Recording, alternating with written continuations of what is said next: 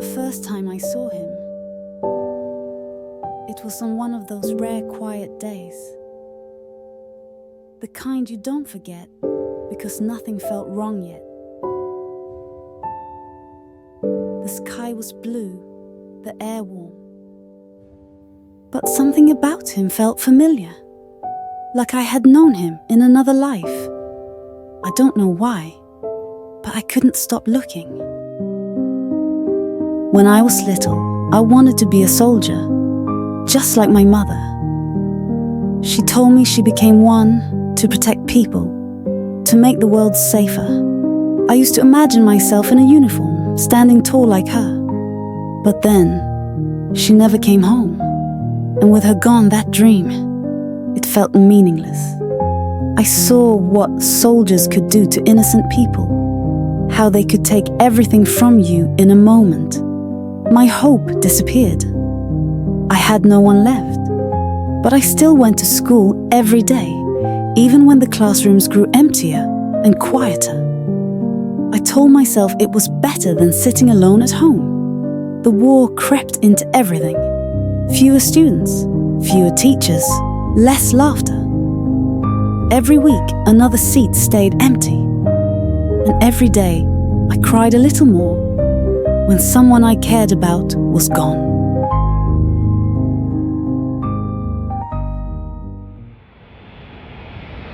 Then one morning, everything changed. The sound came first, deep, rumbling, too heavy to be thunder. And then, the bombs fell. The building shook. Screams mixed with the roar of collapsing walls.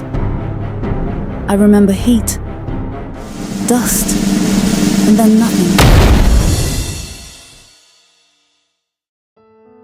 When I woke up, it was dark. My head ached. I realized I was in some kind of shelter. There was a small pile of food.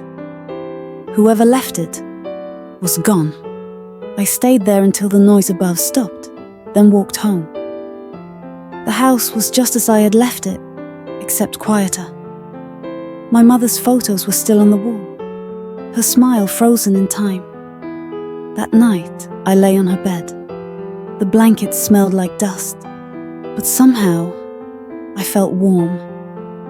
Almost like her arms were still around me, holding me the way she used to on cold nights. The next day, I went to the market. I didn't have much hope. The stalls were half empty, the air tense. I found some vegetables in a basket, and for a moment, I thought I was safe. But then, I heard shouting. Soldiers. Their eyes locked on me, and they started moving fast. I ran. My heart was pounding so hard it drowned out everything else. I ducked behind a wall, pressed my back against it, and tried to keep my breathing quiet. But then, I realized I wasn't alone. Someone else was there, breathing, just as fast. I turned my head, and it was him, the boy from that blue sky day. His eyes widened. We didn't say anything at first, just stared at each other.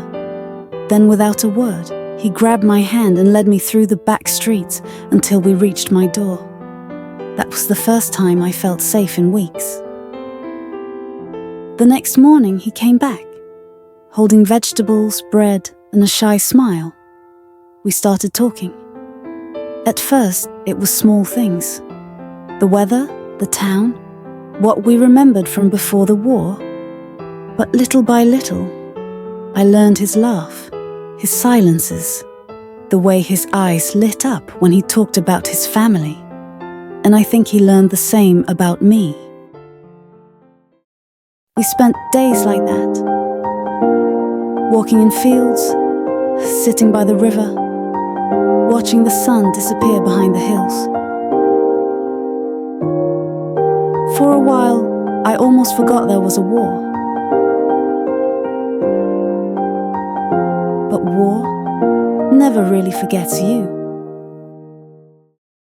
One morning, soldiers came. They rounded people up, forced us into trucks. We were separated. Men sent to one camp, women to another. I didn't see him again. My camp wasn't just for work. It was for experiments. The air smelled of sickness. The walls were cold and damp. They gave us numbers instead of names. At night, the sleeping halls were so quiet that even the sound of breathing felt loud. I made a friend there.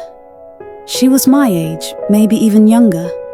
We whispered at night about what we'd do if we ever got out. One day, they called her name for an experiment. She came back pale, shivering. The next morning, she was gone. Time stopped meaning anything. Days, months, they blurred together. We worked until our hands bled. We watched people disappear and never come back. But then, the camp gates shaking. Soldiers had come to set us free.